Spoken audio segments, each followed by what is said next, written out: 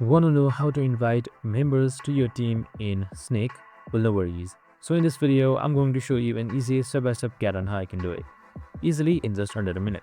Adding members or inviting them is super simple. So on the left side, you should be seeing this dashboard right here, or this menu popping up.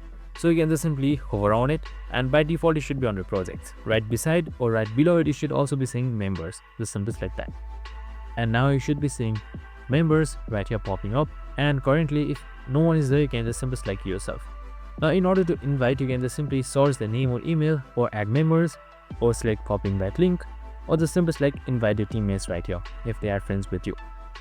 So you can just simply add existing members, invite new members, or invite by link as I told you earlier, and that's it. Super simple and easy. I hope this video helped. If it did, make sure to like, subscribe, and tune in with us for more of these videos. See you in the next one.